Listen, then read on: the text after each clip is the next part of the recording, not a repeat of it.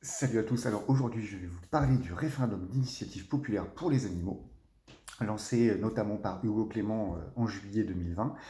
Ce référendum d'initiative populaire vise à interdire maintenant ou à terme les pratiques jugées les plus cruelles pour les animaux.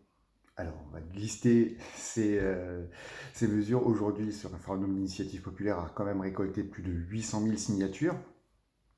Il est soutenu par des personnages politiques ou médiatiques très influents. On va citer Hugo Clément, Xavier Niel, Nagui, il y en a plein d'autres. Et donc les mesures qui sont visées par ce référendum sont la fin de l'élevage en cage, la fin de l'élevage d'animaux à fourrure, la fin programmée de l'élevage intensif, l'interdiction de la chasse à courre et du déterrage des nuisibles, l'interdiction des spectacles avec des animaux sauvages et la fin de l'expérimentation animale. Alors, parmi ces mesures, il y en a certaines qui d'emblée vont nous sembler justes, vont nous sembler pas importantes aujourd'hui à conserver. Je pense notamment à la fin des spectacles d'animaux sauvages ou la fin de la chasse à courre.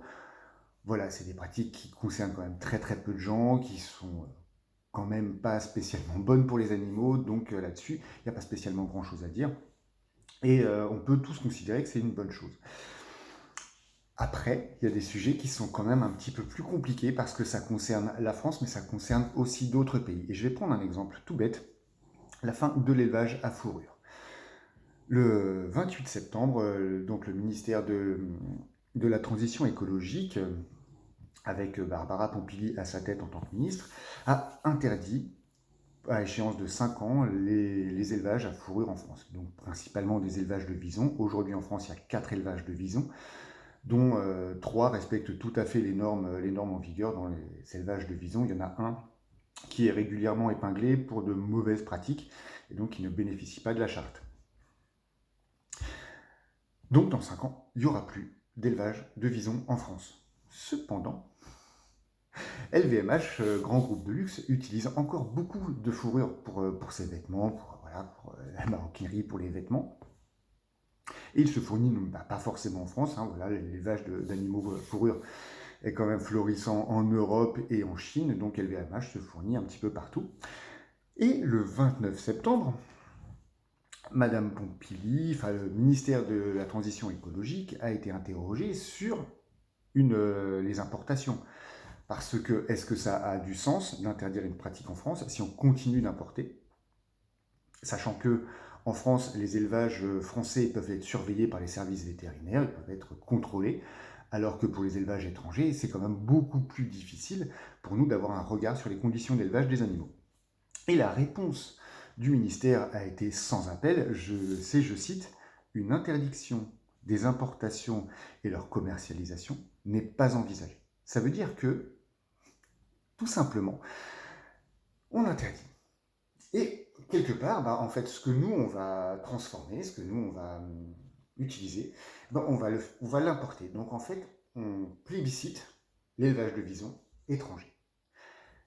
Et ça concerne très très peu de monde. Je ne m'habille pas en fourrure, je ne porte pas de vison, je n'offre pas de vison. D'une part, j'en ai pas les moyens, d'autre part, je n'aime pas ça, pas spécialement, je ne suis pas favorable à l'élevage de visons.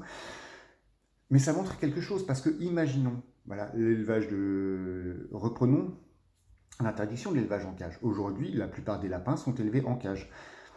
On peut très bien interdire en France, mais si c'est pour importer derrière du lapin de provenance étrangère, ça n'aura aucun sens. Les lapins seront pas spécialement... Il faut vraiment être naïf pour croire que les lapins seront mieux élevés en Pologne ou en Chine plutôt qu'en France. En France, au moins, on aurait un droit de regard sur les conditions d'élevage et les élevages pourraient être contrôlés.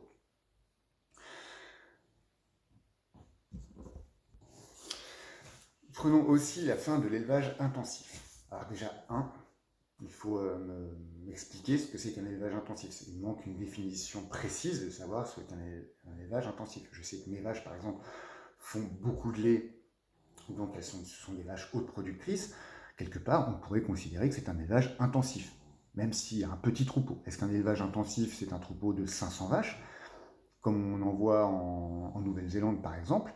Mais ce sont des vaches qui sont sur de très grandes étendues de prairies, des vaches faiblement productrices. Donc, est-ce que un élevage comme ça est intensif? Je pense que non. Est-ce que le mien est intensif? Je pense que non non plus. Donc il faudrait le spécifier en fait clairement. Et pour en revenir à tout ça, c'est quand même un sacré non-sens d'interdire des pratiques en France sans interdire l'importation des produits qui ne respectent pas nos normes à l'étranger. On sait aujourd'hui qu'il y a des accords d'importation